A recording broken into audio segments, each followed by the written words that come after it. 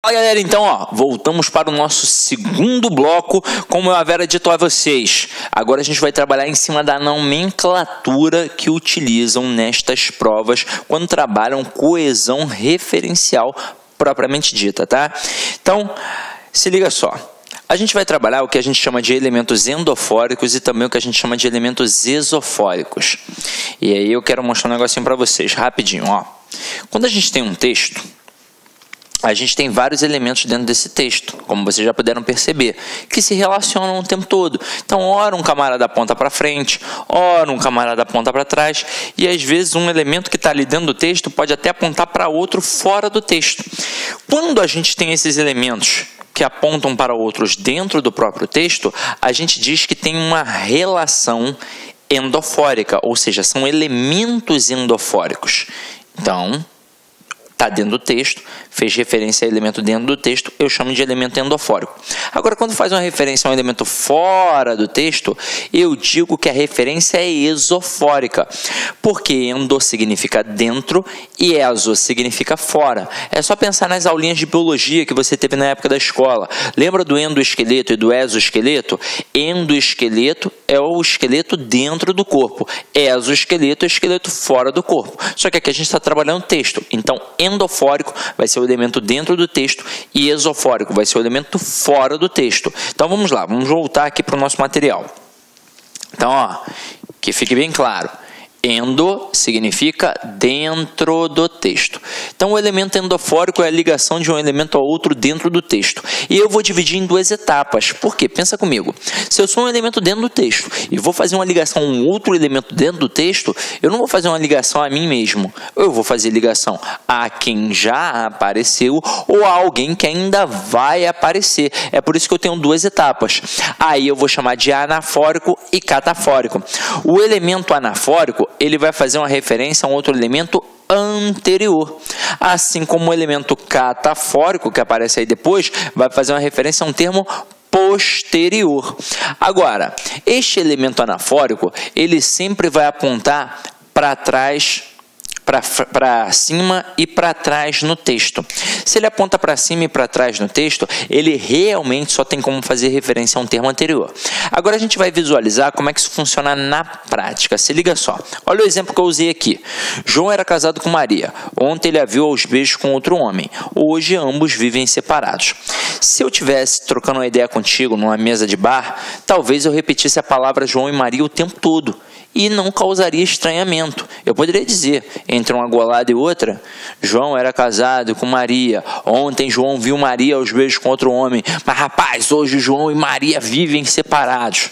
Ia passar batida. Mas na escrita, eu sempre friso, a repetição dos vocábulos demonstra pobreza de vocabulário. Então aqui eu tenho notoriamente os personagens principais, João e Maria. E eu vou evitar a repetição deles. Então vamos lá. Tem algum elemento que faça uma referência direta a João? Tem, não tem? O ele. O ele faz referência direta a João, que apareceu o quê? Detalhe, antes. Por isso que eu digo que é uma referência anafórica. Tem algum outro elemento do texto que faça uma referência direta a Maria? Tem, não tem? É o a. Então o a faz uma referência a Maria, que apareceu o quê? Antes no texto. Portanto, é referência anafórica. Tem algum outro elemento que faça referência a pelo menos um deles? Tem, não tem? É a palavra ambos, que no caso faz referência aos dois que apareceram anteriormente, portanto, referência anafórica. Como isso cai na prova? Então vamos lá.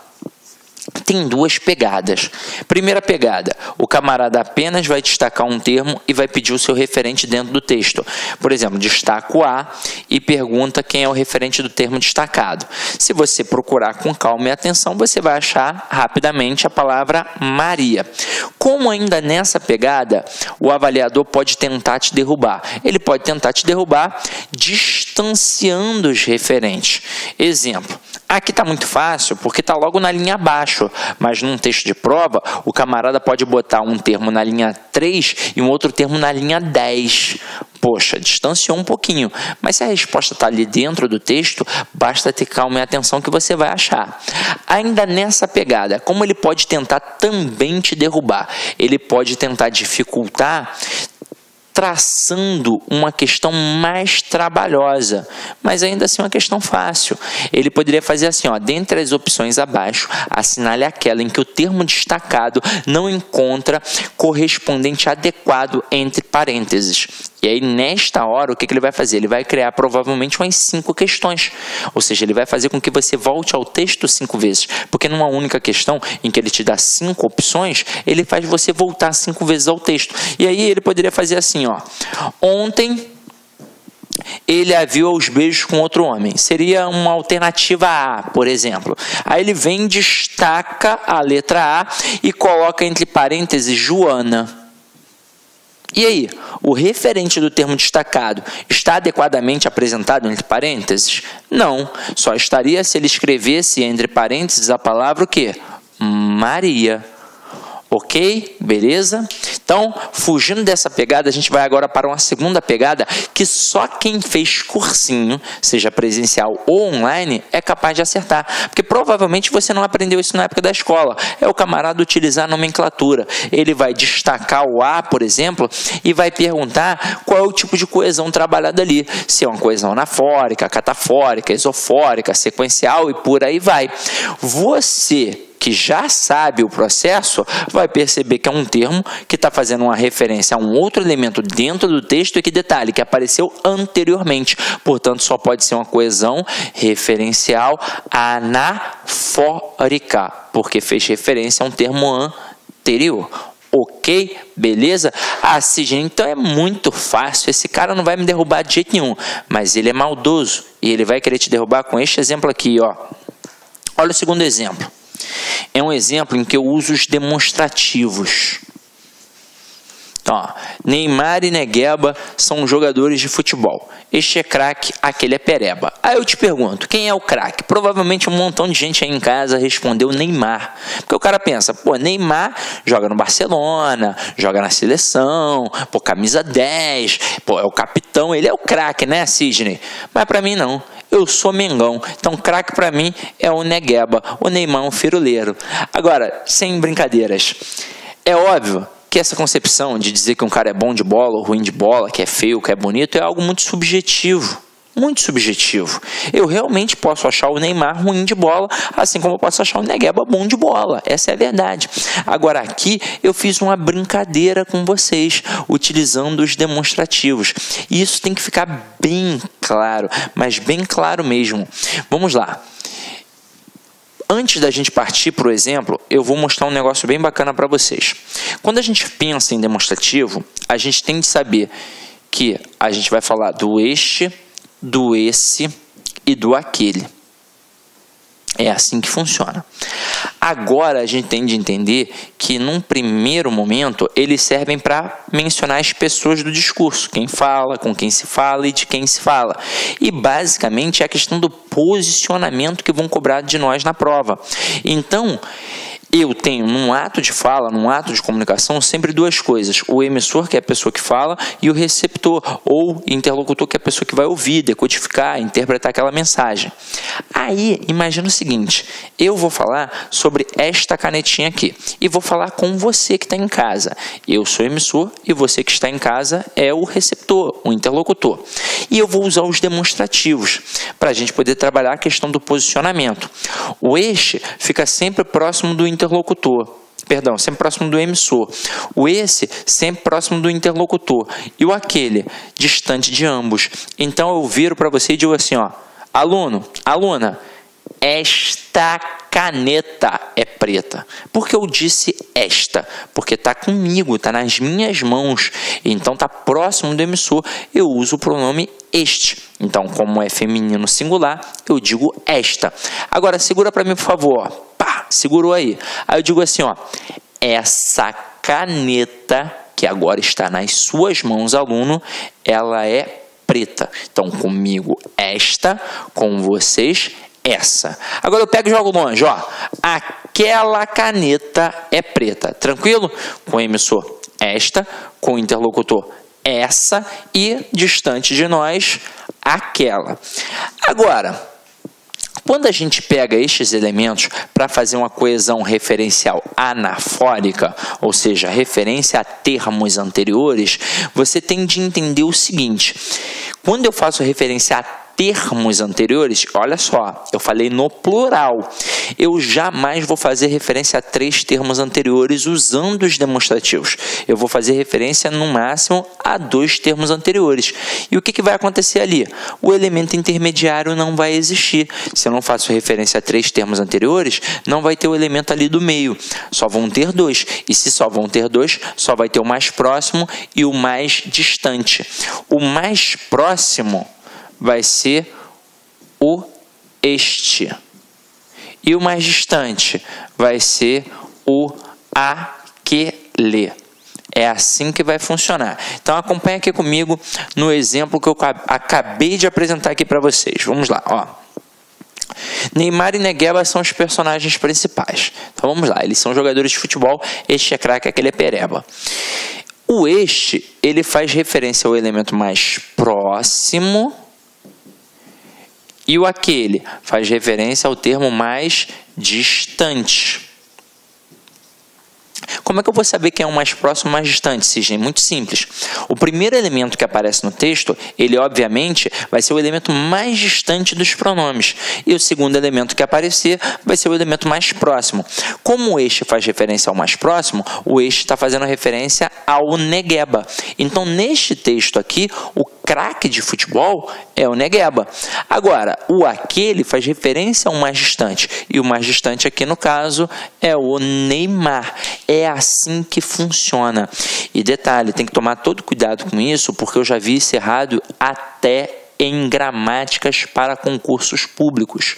Gente dizendo que pode usar o este, o esse, o aquele, como se eu colocasse o este para o mais próximo, o esse para o intermediário e aquele para o mais distante. Isso não existe.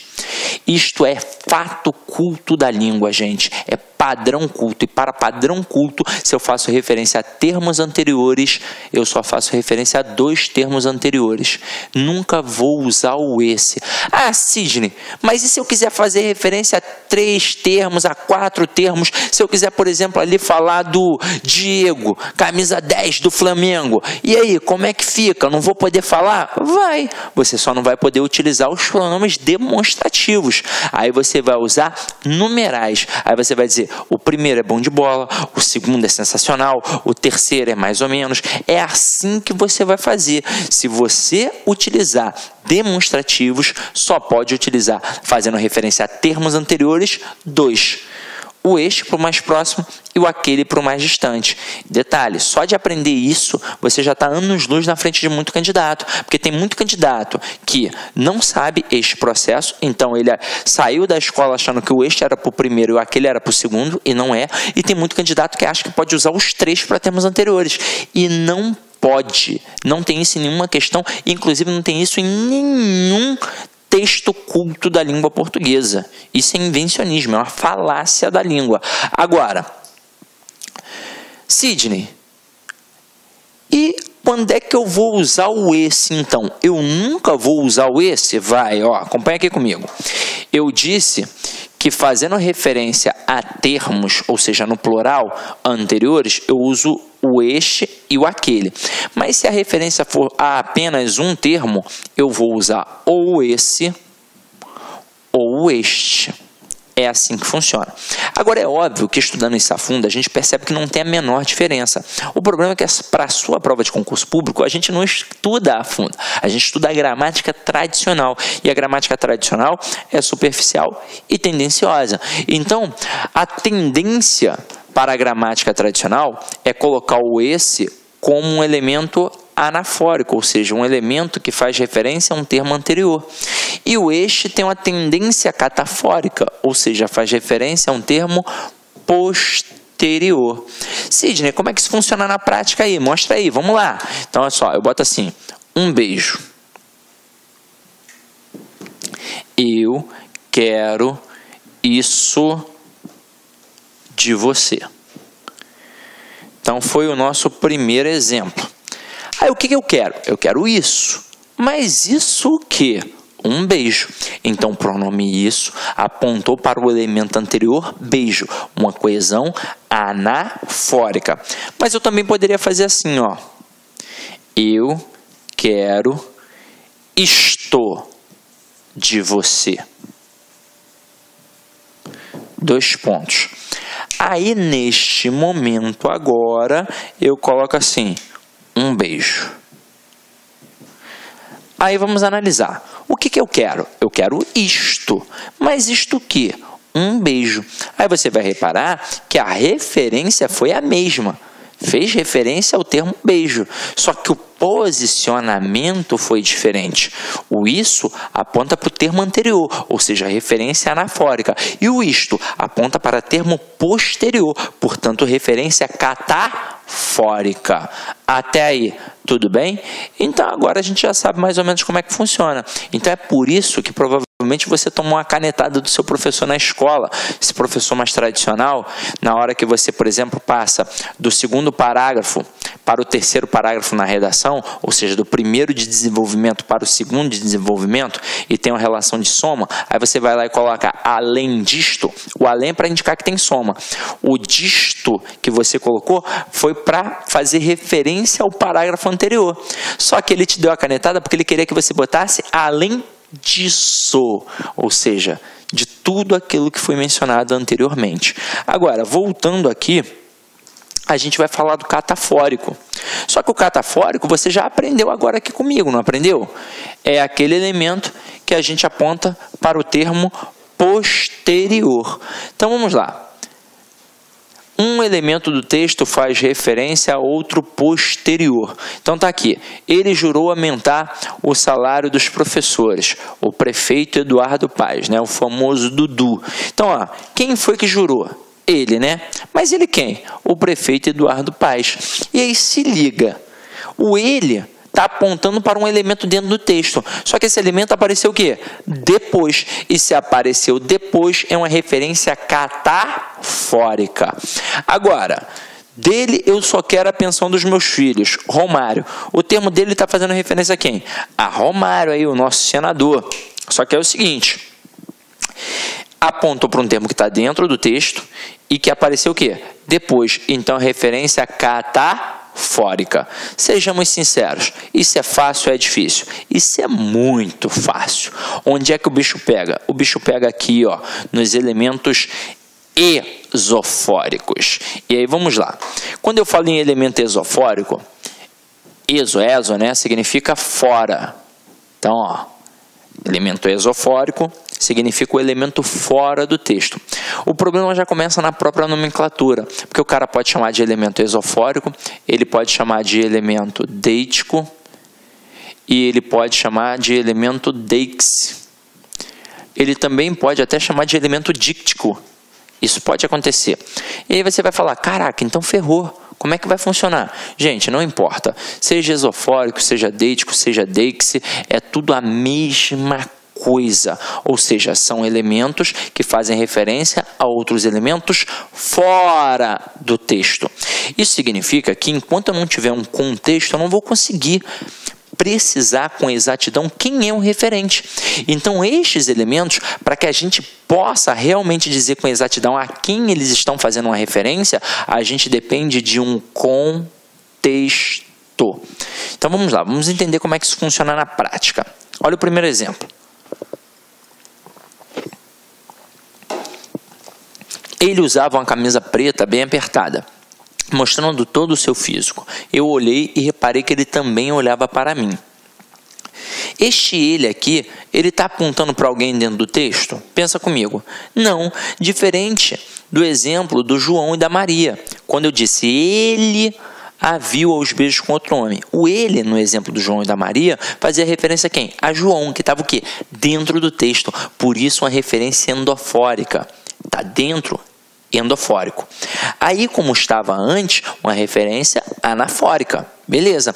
Aqui o ele não tem um referente dentro do texto. Eu não sei se o ele aqui é o João, se é o José, se é o Sidney. Eu não sei. Então aponta para fora do texto. É isso que eu chamo de elemento esofórico, que aponta para fora do texto. Agora acompanha aqui comigo. O eu tem algum referente aqui dentro do texto? Está dizendo se é o João, se é o José, se é o Sidney? Não está. Então, mais uma vez, aponta para fora do texto. Agora, vamos analisar esses dois termos. Quando eu pego ele, eu sei que eu não sei dizer quem é o referente. Mas eu posso afirmar que é um elemento masculino, porque é o ele. Agora, no eu, além de não saber quem é, eu sequer posso precisar se é um elemento masculino ou feminino, porque a frase pode ter sido dita por um homem ou por uma mulher. Agora a gente vai começar a entender o que é essa concepção de contexto. E aí imagina a seguinte situação. Eu vou falar a frase. Eu, Sidney. E aí, o ele vai ser esse camarada aqui, ó. O Atadolfo, tranquilo? Então vamos lá, olha para mim, o ele é o Atadolfo, então eu digo assim, ó, ele usava uma camisa preta bem apertada, mostrando todo o seu físico, eu olhei e reparei que ele também olhava para mim, uau. Então se ligou, né? Então agora, o ele está fazendo referência a quem? Ao Atadolfo. E o eu está fazendo referência a quem? A Sidney. Só que é o seguinte, em algum momento eu mencionei no texto o nome do Atadolfo ou o nome do Sidney? Não, eu só disse aqui que o camarada que estava aqui era o Atadolfo e que quem estava falando era o Sidney, para vocês poderem entender a concepção de contexto. Mas eu não disse assim, ó, o Atadolfo, ele estava com a camisa apertada. Eu não fiz isso. Não fiz. Então, por não mencionar, a gente sempre vai ter o elemento esofórico, que eu só vou descobrir diante de contexto. Olha a próxima frase aqui. Amanhã eu faço aniversário. Vamos supor que hoje seja dia 27 de fevereiro. Porque o meu aniversário é dia 28 de fevereiro. Mas hoje não é dia 27 de fevereiro, mas eu também não vou te falar, não. Se liga só. Na hora que eu boto amanhã eu faço aniversário, eu tenho dois elementos esofóricos. Eu tenho notoriamente o eu, que você já deve ter percebido, porque não está escrito aqui quem é que está fazendo aniversário. Mas o amanhã também é um elemento esofórico. Toda data indeterminada, pode até anotar aí, ó. Toda data indeterminada é um elemento esofórico. Por quê? Porque a gente não sabe. Imagina o seguinte, você chega a uma sala de aula, olha para o quadro, a única coisa que está escrita no quadro, amanhã eu faço aniversário. Você não sabe nem quem escreveu, nem quando foi escrito. Por isso que nós temos dois elementos esofóricos. Agora, vamos criar um contexto para isso. Já te falei, suponha que hoje é dia 27 de fevereiro. Aí eu digo assim, amanhã eu faço aniversário. Então quem vai ser o eu nesta situação? Sidney. E o amanhã vai ser dia 28 de fevereiro. Tranquilo ou não tranquilo? Estão começando a entender essa concepção de contexto? Então vamos para o próximo exemplo. Eu te amo. E aí imagina comigo aqui agora. Eu tenho elementos esofóricos? Eu tenho. Pega na mesma forma. Olhou para o quadro, a única coisa que estava escrita, a frase eu te amo. Você não sabe nem quem escreveu, nem para quem foi escrito. Então você não sabe nem quem ama, nem quem é a pessoa amada. Ou seja, não sabe nem quem é o eu, nem quem é o te. Agora, vamos entender mais uma vez essa concepção de contexto. Eu olho para você no fundo dos teus olhos e eu digo eu te amo. Então o eu é o Sidney e o te é você que está em casa. Tranquilo ou não tranquilo? Agora, vamos dificultar isso daqui um pouquinho mais. Vamos lá. Vamos supor que a gente está realmente dentro de uma sala de aula. Aí, você levanta e vai beber uma água. Você que está em casa.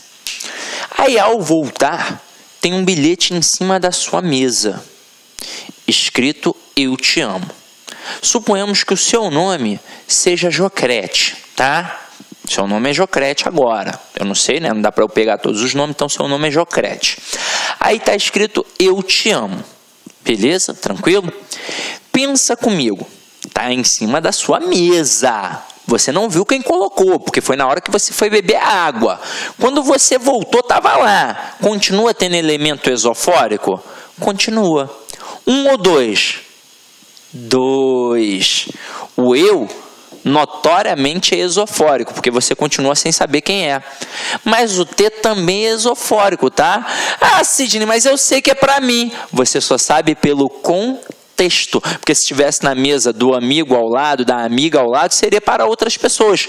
Por exemplo, se estivesse na mesa da Atadolfa, seria para a Atadolfa. Se estivesse na mesa da Joana, seria a Joana. Se estivesse na mesa da Maria, seria a Maria. Se estivesse na mesa da Clara, seria a Clara. Só é a Jocrete porque está na mesa da Jocrete. Ok? Tranquilo? Belezinha? Até mesmo porque se estivesse largado no chão, eu tenho certeza que ninguém ia ficar brigando por um bilhete assim. A não ser que fosse dia dos namorados e você estivesse completamente desesperada, né não? Agora, vamos criar uma outra situação. Você saiu, foi beber água, comprar um doce, alguma coisa assim do tipo, e quando voltou, o bilhete estava lá. Só que agora estava assinado, ó. Eu te amo, assinado Sidney Martins. Então vamos lá. Eu agora continuo tendo elemento esofórico? Eu continuo, só que apenas um. O eu, ele deixou de ser esofórico, porque agora aparece aqui no texto. Quem é o eu? É o Sidney. Detalhe, apareceu depois. Então foi feita uma referência catafórica. O T, você sabe que é você, beleza. Mas você só sabe porque está na tua mesa. Porque se estivesse na mesa de uma outra pessoa, seria uma outra pessoa. Ou seja, você descobriu pelo contexto. Então continua sendo esofórico, tá? Agora, nem sempre a gente utiliza só pronomes. A gente já viu que também tem o quê? Tem os substantivos. E aí nessa pegada a gente vai aprender uma nova nomenclatura. A gente vai aprender o hiperônimo e o hipônimo. Hiperônimo, ó, pensa em coisa grandona. Ó, hipermercado não é um mercado grandão? Então hiperônimo expressa o sentido geral. Hipônimo, ó, hipotermia. Hipo não é coisa pequena? Então hipônimo expressa o sentido específico. Aí pensa comigo aqui agora, ó. Carro, Corsa, Gol, Fusca, médico, pediatra, cardiologista. Onde é que está o geral? Onde é que está o específico? O geral está aqui, ó, carro e médico. O específico está aqui, ó, Corsa, Gol, Fusca, pediatra e cardiologista. Até aí tudo bem, não é? Agora eu te pergunto, e a palavra peixe? É geral ou é específico? Pensa aí um pouquinho. Se você respondeu geral, você errou. E se você respondeu específico, você também errou. Qual seria a resposta correta? Depende. Depende de quê? Do contexto. Tudo na língua portuguesa depende de contexto. Como é que eu vou classificar peixe em geral ou específico se eu não tenho nenhum elemento para poder comparar? Eu só consigo dizer que Corsa é um termo específico porque eu tenho um carro para comparar a ele e perceber que carro é geral, porque o Corsa é um tipo de carro. Eu só consigo dizer que o médico é geral porque eu tenho, por exemplo, pediatra para comparar a ele e perceber que pediatra é um tipo específico de médico. Então, por isso que eu trabalho a questão do geral e do específico. O peixe aqui, por enquanto, não tem nenhum elemento de comparação. Então não tem como fazer a classificação. Agora, outra coisa seria se eu fizesse assim, ó, colocasse aqui sardinha. Então, o peixe em relação à sardinha, ele é o quê? Ele é geral. E a sardinha é específica. Agora, e se eu botasse aqui, ó, alimento? O peixe em relação ao alimento, ele é o que agora? Ele é específico. E o alimento, ele é geral. Tá vendo como é que funciona? Agora, essa sardinha, por exemplo, tem como ela virar geral? Tem. É só eu colocar aqui um tipo específico de sardinha. Para vocês, para a mulherada que está em casa, olha uma dica aí. Melhor sardinha que tem para poder comer frita é aquela que não tem espinha, carnudona. Pode chegar lá para o peixeiro e pedir. É a chamada sardinha maromba. Nunca mais esse peixeiro vai te enrolar, tá? Te dá um xererete dizendo que é namorado. Nunca mais ele vai fazer isso na hora que você pedir. Me dá 2 quilos aí de sardinha maromba. Ele, opa, essa daí entende das coisas. Então se liga só. Sardinha agora, em relação à sardinha maromba, é geral. E a sardinha maromba não é um tipo específico de sardinha? Então a sardinha, a maromba, agora é um termo específico. Aí para ficar bonito, o que você vai fazer aí agora? Você vai anotar observação, que eu vou ditar, tá? Anota aí para mim, por favor. Anota assim, ó. Não existe geral ou específico. Ponto. Haverá sim, vírgula, a partir de um contexto. Ponto. Assim, algo pequeno poderá se transformar em algo enorme. Então se liga só, você que está em casa, você alguma vez já viu algo pequeno se transformando em algo enorme? Posso te mostrar aqui agora na aula? Vou mostrar, ó, algo pequeno se transformando em algo enorme, algo pequeno se transformando em algo enorme, algo pequeno se transformando em algo enorme. Ou seja, quando diante de um contexto eu transformo um termo específico num termo geral. Pensou sacanagem não, né? Então vamos lá, ó. Turma, para a qualidade de vídeo, vocês já devem ter percebido que a gente está sempre fazendo assim, cortando as aulas em blocos de 30 minutos no máximo, às vezes passa um pouquinho mais, às vezes um pouquinho menos, mas é objetivando uma qualidade de imagem. Eu vou parar a aula aqui agora, nosso segundo bloco, e a gente vai voltar para o terceiro bloco para dar continuidade aí nessa teoria bacana, que é a teoria da coesão textual. Beleza? Então, não perca tempo não, tá? Beba uma água, um café, vá ao banheiro, coma um pão aí e volta para a nossa terceira parte da aula. Olá, meus amigos, minhas amigas. E aí, gostou da aula do professor? Professor top de linha. Eu, professor Luiz Antônio de Carvalho, estou aqui para fazer um convite muito especial. Convido vocês a conhecer a nossa metodologia, conhecer o nosso curso super completo e atualizado, com os melhores professores do mercado aqui do Lá Concurso, o curso para o Tribunal Regional Eleitoral do Rio de Janeiro. Aqui nós temos aqui o melhor custo-benefício. Nesse curso nosso custa apenas 10 parcelinhas aí de R$20. Você vai ter direito aí a assistir o restante dessa videoaula e muito mais. Esse curso nós temos hoje já disponível aí em torno de 270 videoaulas com esse padrão de qualidade que vocês acabaram de assistir. Tá certo, meus amigos? Já esquecendo. Você quer esse material de apoio do professor? Então você pode fazer o download gratuitamente. Clique no link aqui embaixo. Clique lá, faz um cadastrozinho. Você vai poder baixar esse material de apoio de forma gratuita aqui do Lá Concurso. Tá certo, meus amigos? Então espero vocês aqui do Lá. Forte abraço, fique com Deus. Tchau, tchau.